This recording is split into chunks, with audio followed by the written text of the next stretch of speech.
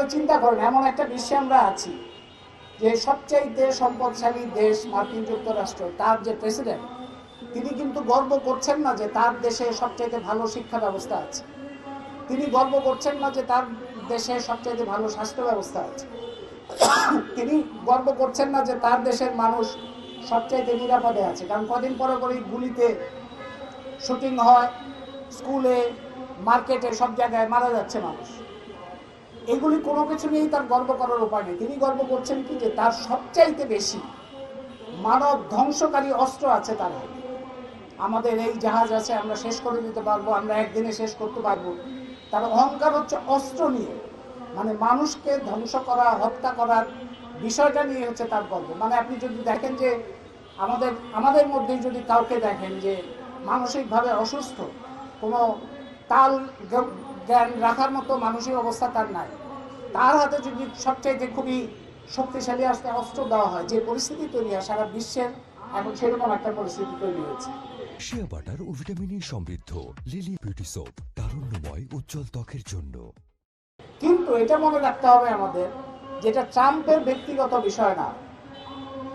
যদি ট্রাম্প এখন ক্ষমতায় নাও থাকে, আপনি ইরানের সাথে এই যে শান্তি আলোচনা হচ্ছে, এটা নিয়ে আমাদের আশাবাদী হওয়ার কোনো কারণ নাই যে এখানে শান্তি হবে, যুদ্ধ থেমে যাবে। কারণ যুদ্ধ ছাড়া বর্তমান সাম্রাজ্যবাদী বিশ্ব ব্যবস্থা টিকতে পারবে না, তাদের যুদ্ধ লাগবে। যুদ্ধ যে খাত, এটাই হচ্ছে বর্তমান পুঁজিবাদের একটা অন্যতম প্রধান ভিত্তি। যুদ্ধ ছাড়া তার অস্ত্র বিক্রি করতে হবে, যুদ্ধ দিয়ে দখল করতে হবে, যুদ্ধ দিয়ে তাদের আধিপত্য তৈরি করতে হবে, এটা হচ্ছে তাদের প্রধান একটা অবলম্বন। সুতরাং মাঝে মধ্যে সিজফায়ার হবে, মাঝে মধ্যে একটু থামবে, কিন্তু যুদ্ধ অব্যাহত থাকবে। সেই যুদ্ধ অব্যাহত রাখার মধ্যে দিয়ে, ইরান আক্রমণের মধ্যে দিয়ে কয়েকটা জিনিস পরিষ্কার হয়েছে। একটা হচ্ছে, ইরান একটা দেশ স্বাধীন এবং সার্বভৌম বলতে কি বোঝায় তার একটা দৃষ্টান্ত স্থাপন করেছে ইরান। যে একটা দেশ যদি স্বাধীন এবং সার্বভৌম হয়, সেই দেশের মানুষের যদি আত্মমর্যাদা বোধ থাকে, তাহলে যত বড় শক্তি তার উপরে আক্রমণ করুক না কেন, সেই প্রতিরোধের শক্তিটা তার মধ্যে থেকে আসবে। যেটা জয়দীপ বলেছেন, যে শিল্পী, চলচ্চিত্রকার জাফর পানাহি, তিনি ইরান ছেড়ে দিয়েছিলেন। কেন? কারণ ইরানের শাসকরা তার চলচ্চিত্র করতে দিচ্ছে না। আমরা জানি ইরানের যারা শাসক, তারা চলচ্চিত্রকার, শিল্পী, লেখক, নারী, তাদের উপর নানা রকম নিপীড়ন চালাচ্ছে।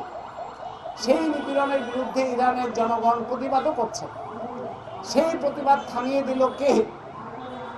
সেই প্রতিবাদ থামিয়ে দিল কিন্তু ট্রাম্প প্রশাসন। ট্রাম্প প্রশাসন যখন ইরানের উপর আক্রমণ করলো, তখন একটা অভূতপূর্ব জাতীয় ঐক্য তৈরি হয়েছে। কারণ সাম্রাজ্যবাদী আগ্রাসনকে মোকাবেলা করা তখন সবাই নিজের ব্যক্তিগত এবং প্রাথমিক দায়িত্ব হিসেবে মনে করেছে। সেই জন্য জাফর পানাহি জীবনের ঝুঁকি নিয়ে, ইরানে থাকাটা হচ্ছে তার জন্য জীবনের ঝুঁকিপূর্ণ। জাফর পানাহি বিদেশ থেকে ইরানে এসছেন এবং ঘোষণা করেছেন যে আমার যদি মরতে হয়, আমি ইরানি মানুষের সাথে মরব। এইরকম একটা, এটা শুধু জাফর পানাহি না, এটা ইরানের ব্যাপক জনগণের মধ্যে এরকম একটা আত্মমর্যাদা বোধ, স্বাধীন সার্বভৌম রাষ্ট্রের যে বোধ, সেটা থাকলে কি হয়, সেটাই আমরা ইরানের মধ্যে দিয়ে দেখতে পাচ্ছি। আর একটা দেশ যদি কোনো রকম স্বাধীনতা সার্বভৌমত্বের বোধ না থাকে, কোনো রকম আত্মমর্যাদা বোধ না থাকে, কোনো রকম মেরুদণ্ড না থাকে, এবং বড় শক্তিকে সেবা দিয়ে নিজের স্বার্থ রক্ষা করার মতো চেষ্টা করে, এইটার যদি দৃষ্টান্ত আপনি খুঁজতে যান, তাহলে আপনি পাবেন সৌদি আরব।